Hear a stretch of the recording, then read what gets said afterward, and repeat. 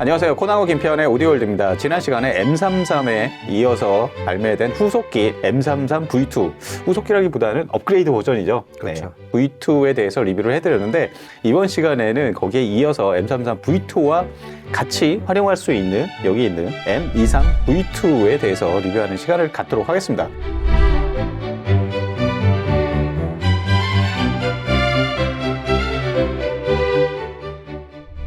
우선은 M33 V2에 대해서 뭐 간략히 설명해 드리면 어차피 같이 쓰라고 좀 이렇게 나온 기기니까요. M33 V2의 뭐 큰 그 전체적인 전작과의 그 차이점이라고 하면은 일단은 소스 기기 네트워크 플레이어 부분에 DAC가 바뀌었고, 그 다음에 크로노, 포커스 같은 디지털 알고리즘이 새롭게 투입이 됐었고, 그 다음에 파워앰프에서 가장 큰 차이점이라고 하면은 퓨리파이 아이겐탁트 모듈이 그것도 2세대로 바뀐 그 차이점이죠. 그렇죠. 근데 그 M33 V2에 들어있는 똑같은 파워앰프 회로가 이제 별도의 셰시에 담겨서 나온 게 M23 V2라고 보시면 될 것 같습니다. 그렇죠. 그러니까 처음에 M33 오리지널이 나오고 나서 그 기대치가 높았던 게 프리아웃 단자의 존재였잖아요. 아, 그렇죠. 그래서 이건 분명히 뭔가 브릿지를 할 수 있는 파워앰프가 똑같은 파워앰프가 나온다. 뭔가 숨겨져 있는 뭔가 청사진이 있다. 그렇죠. 예, 그렇게 예상을 했었죠. 예, 그러다가 한 2년 후인가요? 예. 그때 이제 M23이 나오면서 네. 역시 그러니까 출력이 200W에서 이제 그 둘을 모노 브릿지로 연결하면 이제 700W.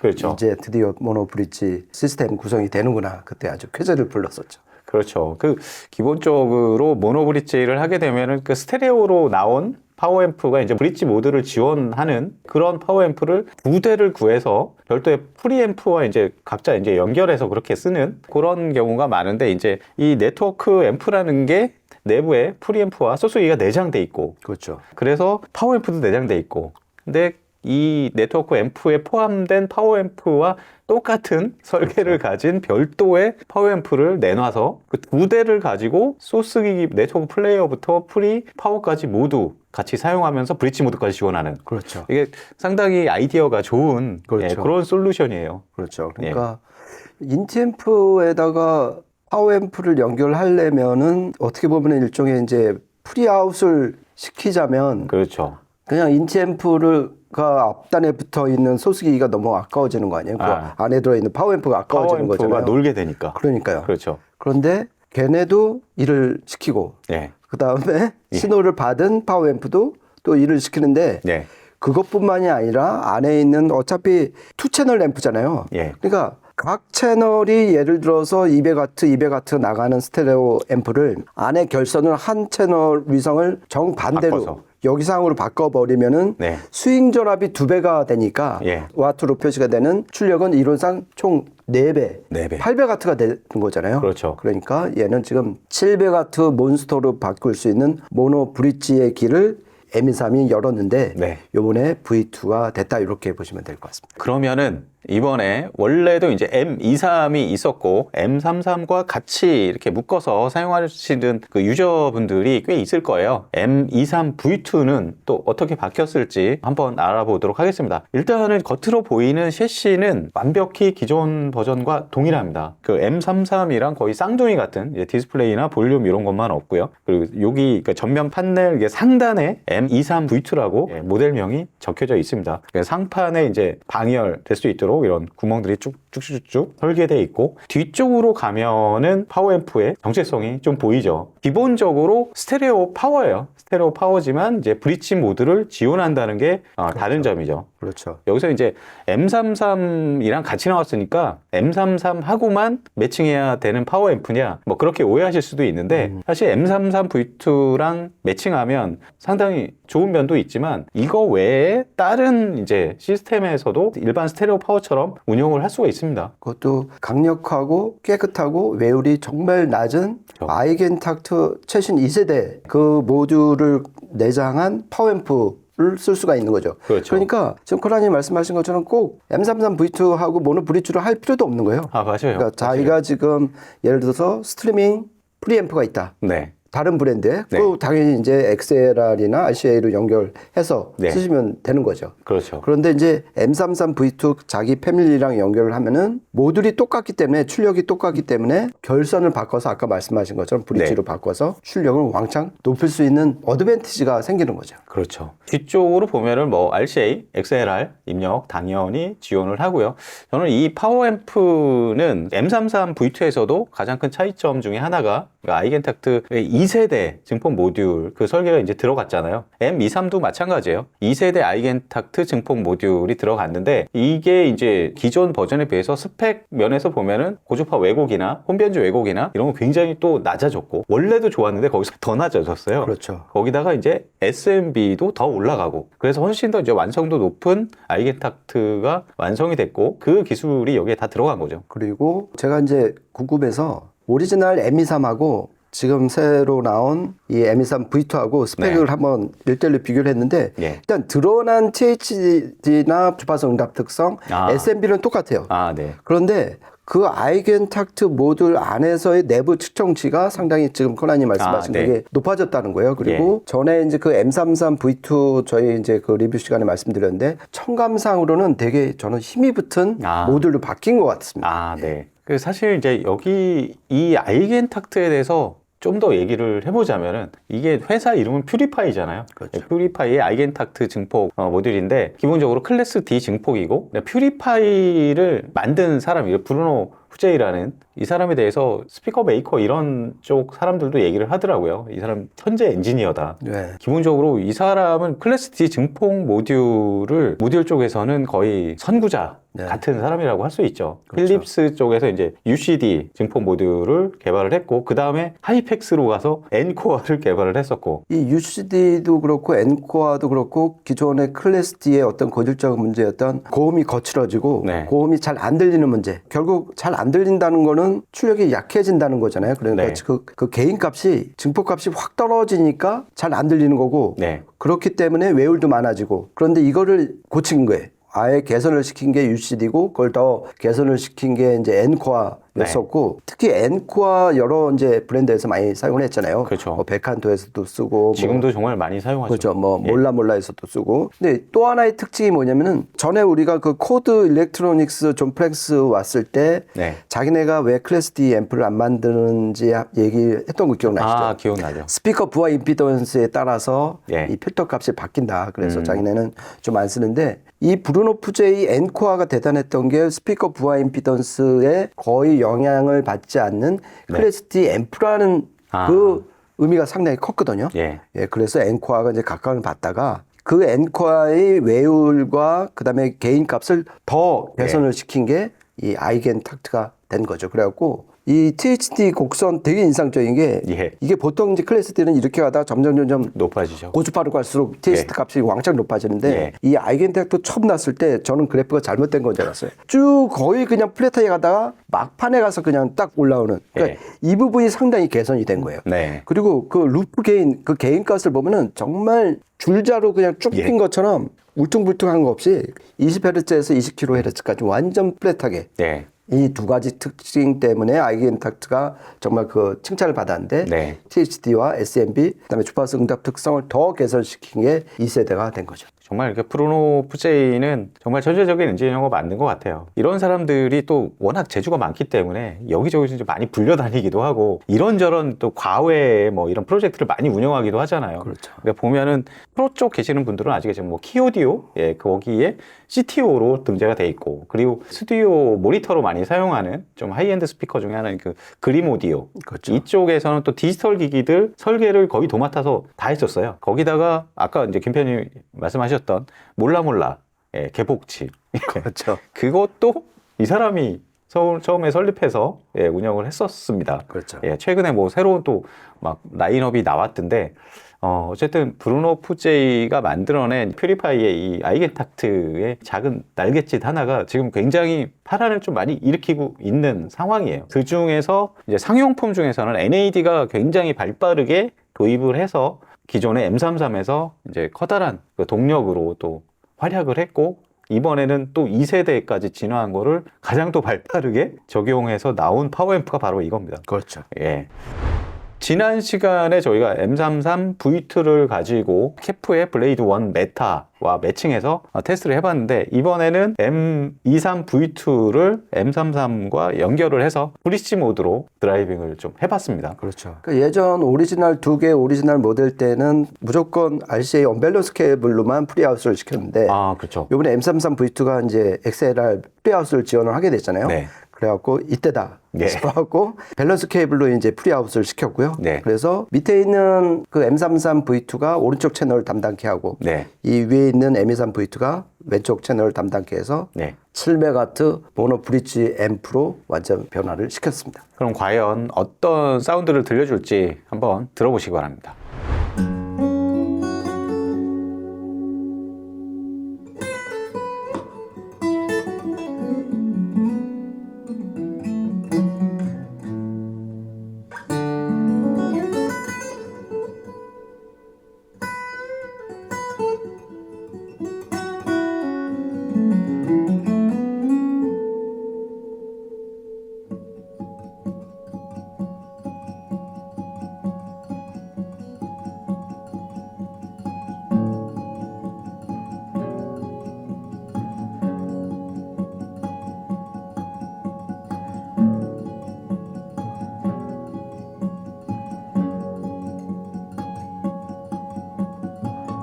Busted frame on a myth and a legend.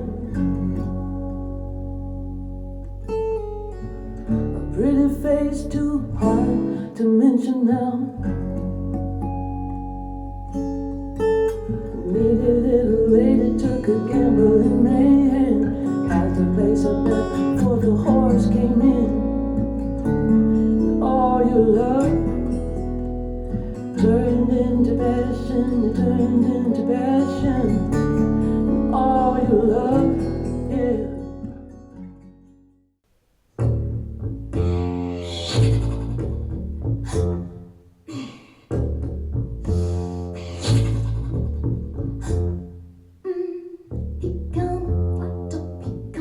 Growing up slow, he got do idol. He went holy roller. He got head down to his knee.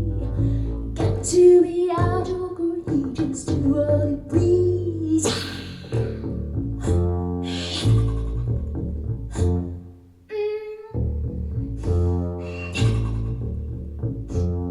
He wear them shoes shine. He got dog jumping dog. He got monkey finger. He shoot Coca-Cola. He say, I know you when you know me. One thing I can tell you is you got to be free. Come together right now. Over me.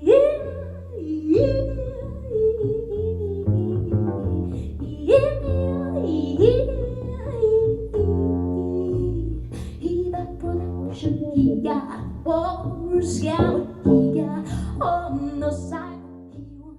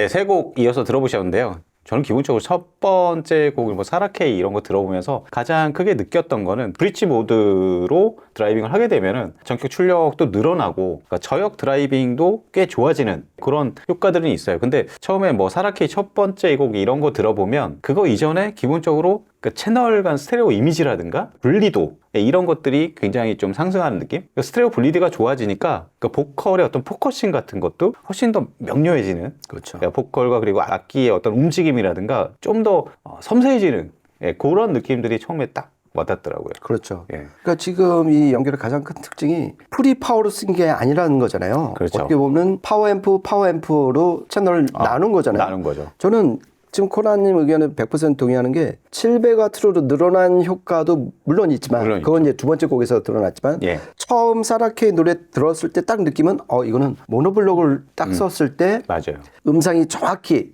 예. 가운데에 완전 핀포인트로 딱 맺히는 채널 간섭이 그만큼 물리적으로 없어진 거. 떨어진 거잖아요. 예. 전원부까지 완전 분리를 시켰으니까 예. 거기서 오는 어떤 이득이 가장 컸던 것 같습니다. 그래서 샤시 내부에서 이제 M33 자체로도 구획을 잘 정리를 했고 뭐 여러 가지 간섭을 최소화하려고 했겠지만 완전히 그 전원부까지 나눠버리면 채널 간 간섭 이런 게 그냥 물리적으로 분리가 되니까 그렇죠. 그런 면에서 이제 음질적인 부분도 업그레이드가 되는 것 같습니다. 그렇죠. 채널 간섭이라는 게 이 직관적으로 생각을 해갖고 원래 이제 신호에 다른 채널에서 이상한 신호가 와갖고 이거를 네. 교란을 시키니까 그렇죠. 원래 없던 신호가 생기는 거잖아요. 예. 그러니까 스테레오 이미지가 흐트러질 수밖에 없고 예. 그 오염된 정보가 재생이 되니까 그거를 없앤 이 모노 브릿지 효과가 가장 큰 것 같습니다. 예. 그리고 두 번째 곡 같은 경우 이제 뭐 더블 베이스 이제 중저역 쪽 옥타브를 얼마나 이제 세밀하게 표현해 내느냐, 아니면 저역 쪽의 어떤 우퍼 드라이빙이 어느 정도 잘 되느냐, 제어가 잘 되느냐, 좀 이런 것들을 살펴볼 수 있었는데 사실 블레이드 원 메탈을 얘네가 브릿지 구동한다고 해도 잘 제어할 수 있을까? 좀 그런 생각이 기우였지 않나.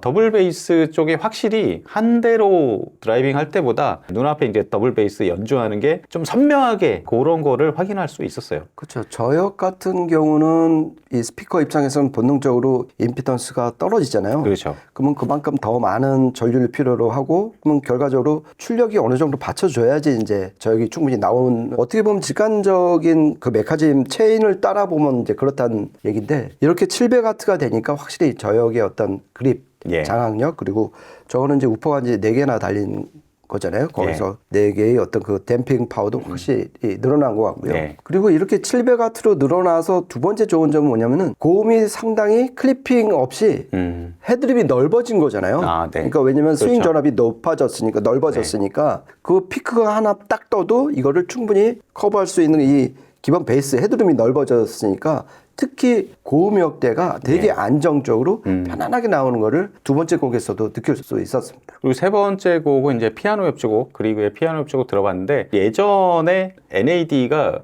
옛날에 내놨던 뭐 실버 시리즈 그 파워앰프가 있었어요. 저는 그때 그거를 두 대를 사가지고 모노브릿지, 그때도 그 모노브릿지를 지원을 했었거든요.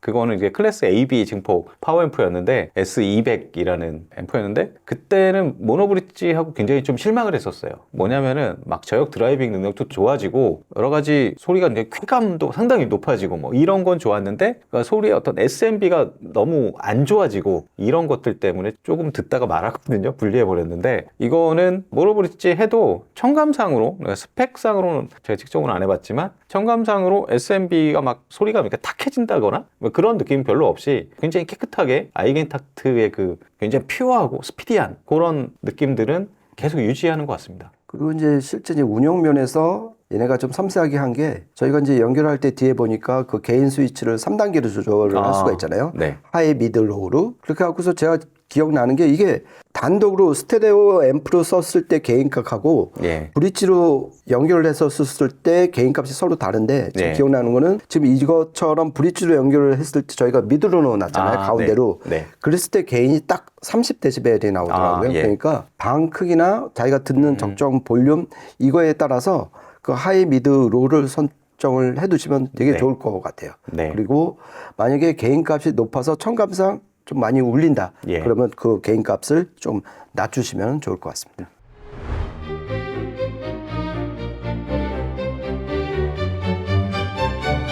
오늘 이렇게 해서 M33V2와 함께 출시된 M23V2 파워앰프에 대해서 리뷰를 했는데요. 그러니까 저희가 리뷰한 방식은 이제 같은 NAD 제품끼리 이렇게 매칭을 해서 브릿지 모드로 작동을 시켰지만 M23V2 이 제품 그냥 단독으로 볼 때도 활용 범위는 일반적인 스테레오 파워앰프처럼 굉장히 다양하게 사용을 할 수가 있어요. 그렇죠. 예. 그러니까 이 둘이 연결을 했을 때 가장 큰 인상적인 건 뭐냐면 블루 OS 스트리밍이 되면서 예. 그러면서 두 대를 통해서 무려 700W 그렇죠. 모노 앰프를 얻는 그게 가장 큰 것 같아요. 그렇죠. 그리고 M33에 네트워크 플레이어와 프리가 내장되어 있기 때문에 그렇죠. 그러니까 두 개로 프리와 네트워크 플레이어와 모노브릿지 파워앰프 두 대를 얻을 수 있는 네. 예, 그런 그 컴팩트한 시스템이 가능하다는 게 강점이죠. 그렇죠. 그러니까 네. 이 두 대 가격으로 700W 앰프 구매하기는 사실상 어렵거든요. 그렇죠. 그것도 아이겐탁 들었고. 그렇죠. 그런 면에서 여러 가지 좀